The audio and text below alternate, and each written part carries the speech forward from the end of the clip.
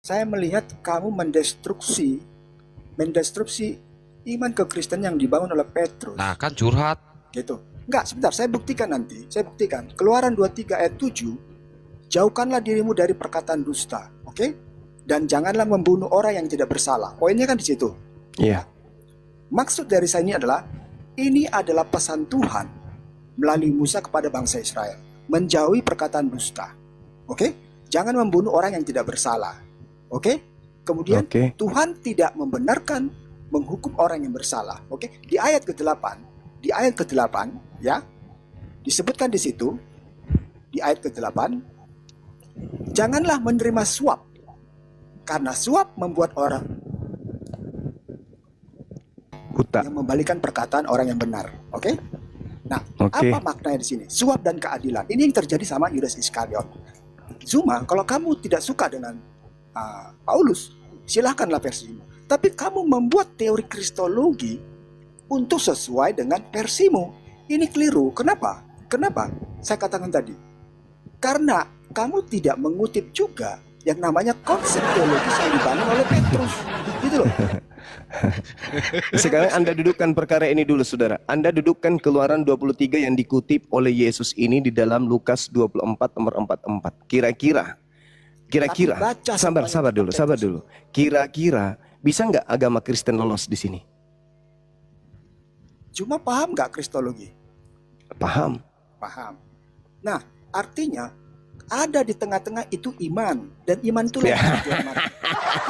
Jangan bawa imanmu di sini, saudara. Saudara, topi sapam bisa kau sembah kalau hanya berdasarkan iman. Saya tanya samamu, Keluaran 23 nomor 78 bisa nggak agama Kristen lolos di sini? Zuma.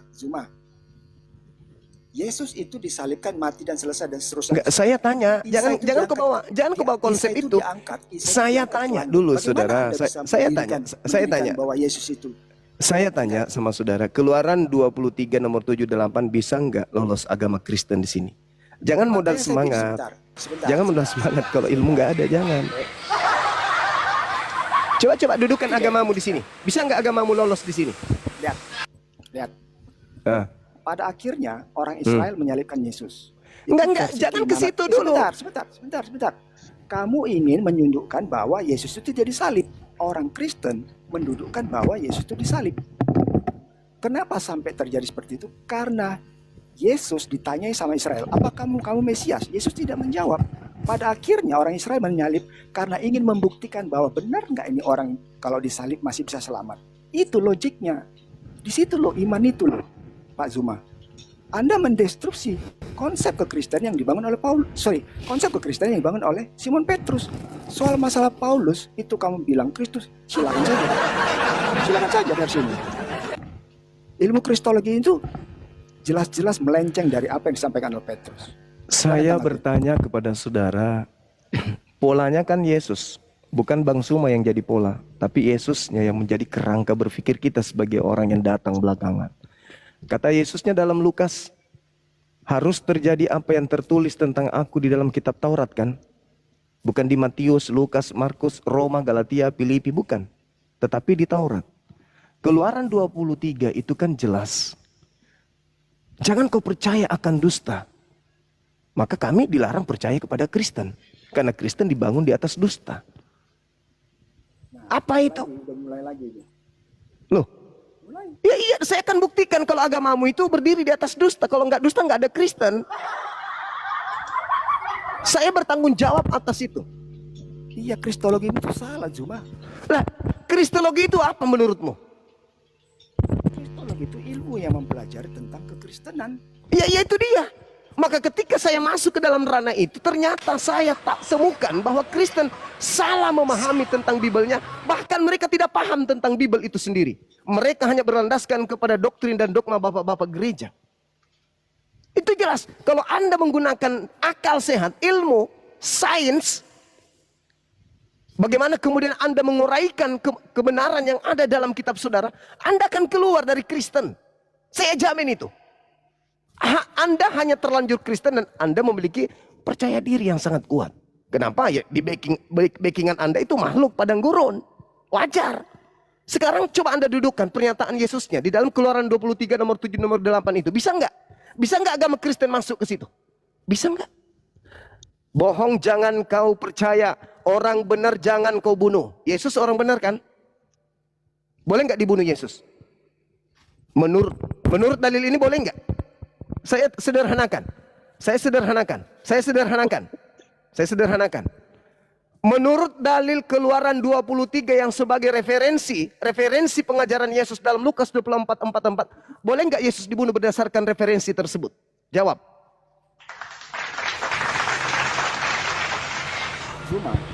Pak Zuma, hukum Taurat yang ditulis di Perjanjian Lama itu kita Keluaran Bang Kores, noise Bang Kores.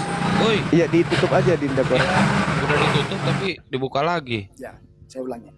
Hukum Taurat yang berlaku di agama Kristen, ya, itu yang ditulis di kitab Keluaran di pasal yang 14 ada 10.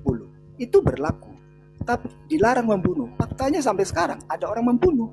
Apa hubungannya Orang coba? mencuri. Hubungannya Apa adalah hubungan? begini, Pak. Yang saya Begini. tanyakan kepada saudara, Saya kutip. Keluaran 23 ayat 7 yang mengatakan Anda jangan berdusta untuk mencapai tujuan. Itu memang orang Yahudi pada akhirnya berbohong, mendustakan apa yang dilakukan sama Yesus, sehingga Yesus akhirnya disalib. Di situ kristologinya. Tapi Anda ingin boleh Yesus tidak disalib. membunuh? Boleh tidak membunuh Ya, Yesus? Di tengah-tengah itu ada iman. Hormat. Memalukan sekali. Memalukan kalau hanya berdasarkan. Pertanyaan saya, boleh tidak Yesus dibunuh berdasarkan firman Tuhan tadi? Di mana Pak firman Zuma. ini adalah kisi, referensi yang Yesus bocorkan. Pak Zuma, kita masih bisa berdebat dan berdiskusi ilmu perbandingan agama. Tapi hormati iman, sama seperti saya menghormati iman saudara saya orang Muslim. Kalau begitu, hentikan gerakan kristenisasi, gerakan membodohi Saya orang. setuju. Nah, Saya setuju gitu. Hentikan. Lembaga Bible Indonesia, STT, jangan lagi belajar tentang Islam. Misionaris hentikan. Jangan ada lagi misionaris Ada yang masuk ke setuju kampung-kampung yang saya menjual sampaikan. agama dari Itu saya barat setuju. itu. Itu saya setuju. Bahwa menyebarkan brosur-brosur itu nggak benar itu. Nah, sekarang pertanyaannya adalah, kembali kepada tema. Keluaran 23 nomor 7 nomor 8, bisa nggak Kristen lolos di situ?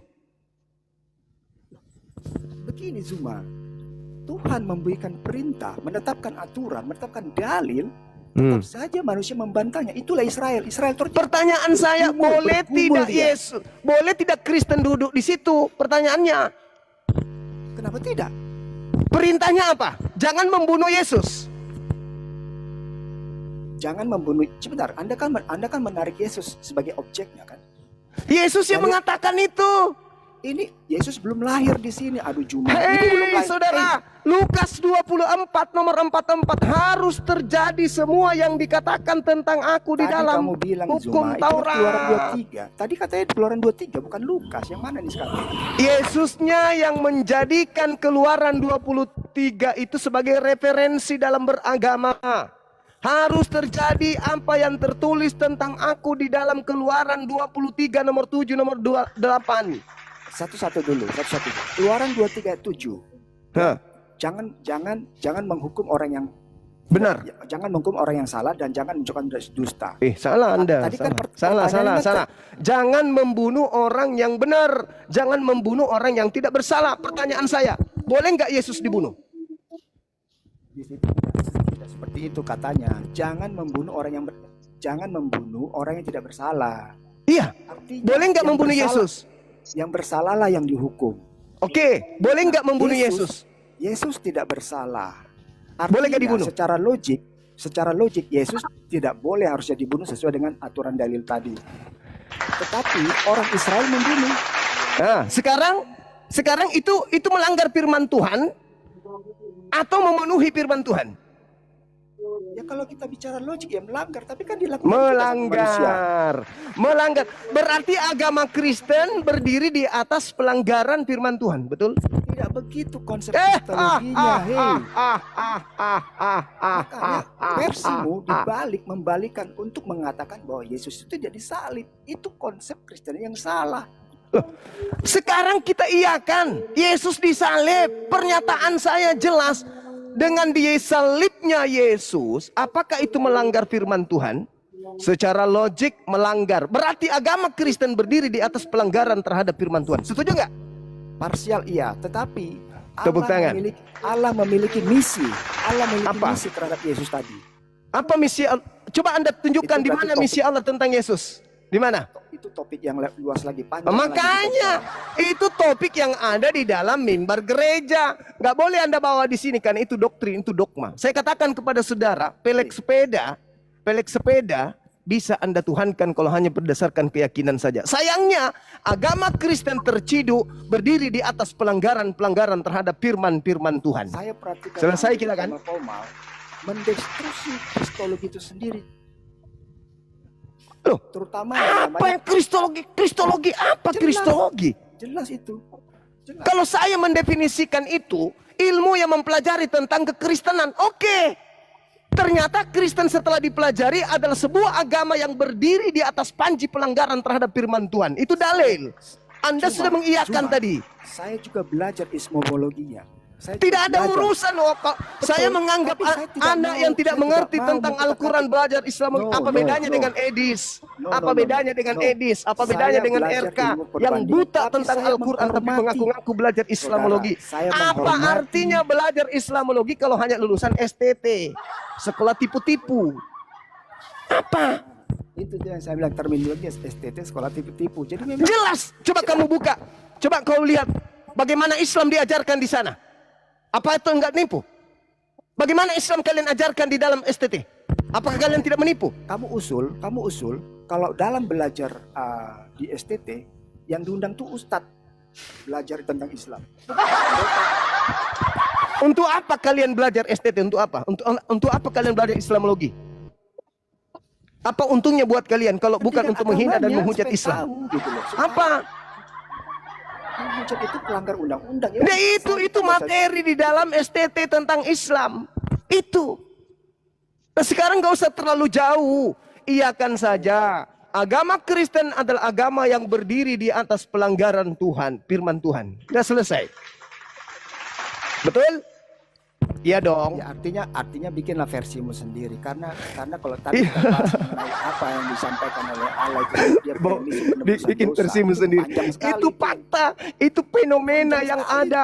Agama Kristen berdasarkan Keluaran 23 nomor 7 nomor 8 adalah agama yang berdiri di atas pelanggaran pada firman Cuma Tuhan. saya dipanggil dulu ya sebentar ya. Ya, silakan saudara. Kalau hanya modal semangat Bos, ya. bos. Os. Kalau hanya modal semangat, oh dia insan bela diri rupanya. Os. Sorry. hormat. Bang, nanya lagi bang, Iya. maaf bang. Nyantai Iya, ya bang, silakan. jangan kayak tadi marah-marah. Ini bang, ini Oke. saya udah ngerti semua pernyataan bang Juma. Cuman efeknya jadi ini loh bang. Kalau menurut saya ini ya, logika saya bang, kan berarti itu efek dari pernyataan bang Juma itu mengatakan membuat Nabi Muhammad bukan sekedar manusia biasa bang. Maksudnya Yes, lebih dari sekedar nabi bang, tapinya bang. Oh enggak. Kedudukan tertinggi. Sebentar bang. Kedudukan tertinggi yang dimiliki manusia itu karena mereka diberikan kemuliaan berupa kenabian. Itu. Oh, mentok sampai nabi gitu bang. Oh iya. Oh. Tapi kan nabi-nabi lain nggak seperti itu bang. Maksudnya kan yang kita tahu kan cuma ada Nur Muhammad itu, nggak ada Nur Isa atau misalkan Nur Musa gitu bang. Berarti kan lebih tinggi dari nabi-nabi yang lain lah minimal gitu bang.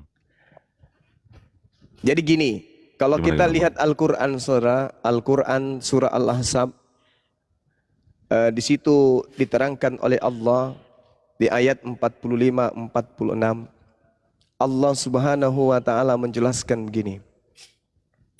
Ya ayuhan nabi, inna arsalnaka syahidan wa mubasysyiran wa natsira. Wahai nabi, sesungguhnya aku mengutusmu untuk menjadi saksi, pembawa kabar gembira dan pemberi peringatan.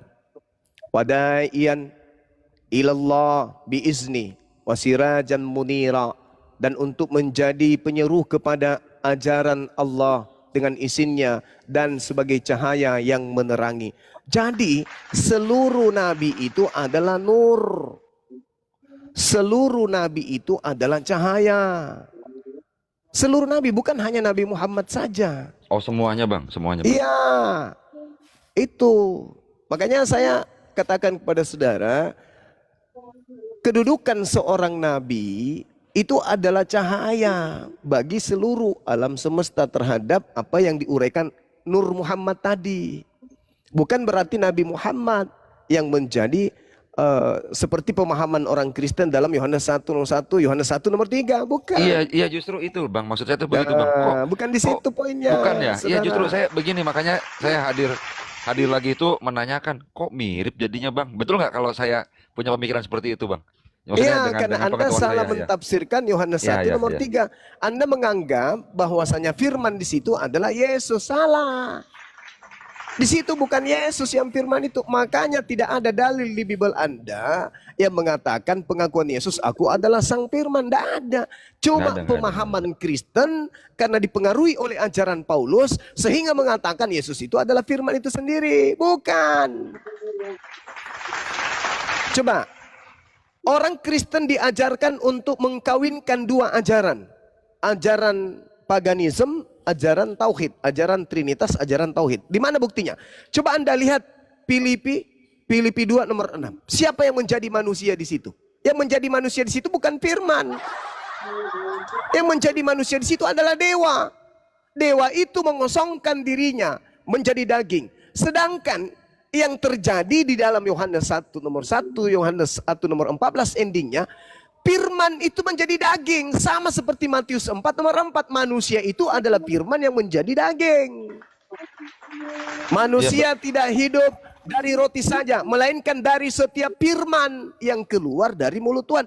Berarti kita ini berasal dari firman yang keluar dari mulut Tuhan. Sama seperti Yesus. Firman yang keluar dari mulut Tuhan adalah, wahai Gabriel, ya Tuhan datang kepada seorang perawan bernama Maria. Katakan kepada dia, aku Tuhan mau agar dia hamil dan melahirkan ciptaanku bernama Yesus. Lahir.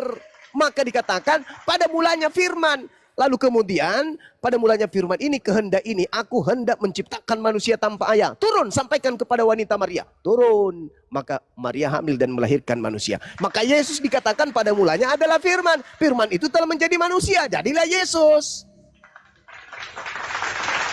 Coba Anda baca Yesaya 55 nomor 11 atau Mazmur 33 nomor 9. Apa yang dimaksud di sana? Innama amruhu idza arada syai'an ayyakula lahu kun fayakun. Setiap kali Tuhan ingin mengadakan sesuatu yang tadinya tidak ada menjadi ada, Tuhan hanya berkata, Tuhan hanya memberi perintah. Itu. Seperti itu saudaraku. Ya, berarti beda ya pengertiannya Bang. Saya ini mah dengan pemikiran saya, dengan asumsi saya gitu. Kok jadi mirip gitu. Itu asumsi saya tapi udah diterangin. Makasih Bang Juma. Oke. Baik, segitu aja Bang Pelajar. Iya. Saya geser ke pasien selanjutnya. Ini ada dari tadi nih Gunung Iya, Batu. segitu aja. Silakan yang lain, silakan yang Siap, lain. siap. Silakan. Ya, Gunung Batu mau menghujat, silakan. Mau menghujat apa? Nong. Saya kasih waktu 1 menit. On mic lah, on mic lah. Ya lu buka sendiri Iya. ngehe. Ngeyel kau di situ yang pegang komal. Mulai kau. gerunda nih.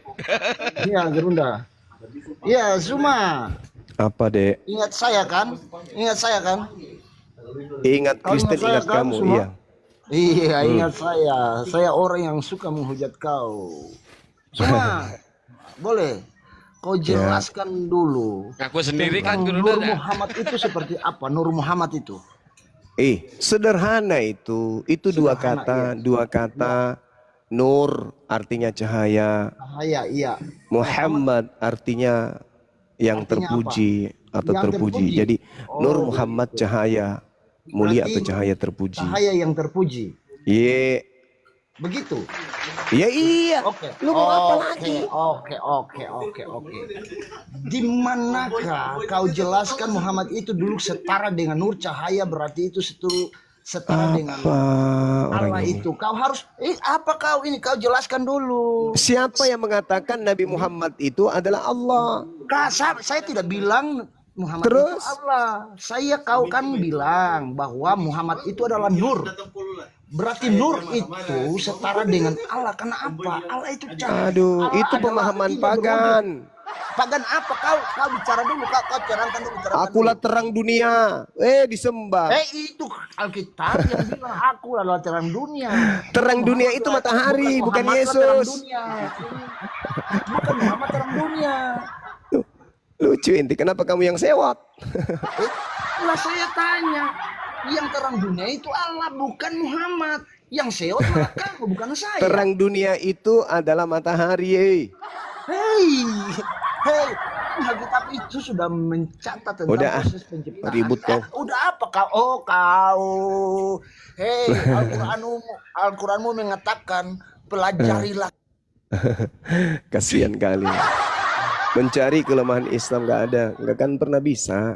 Anda membahas tentang Islam, ilmu Anda nggak ada wadah di badan Anda untuk menerima penjelasan Islam Al-Quran. Sulit itu bang.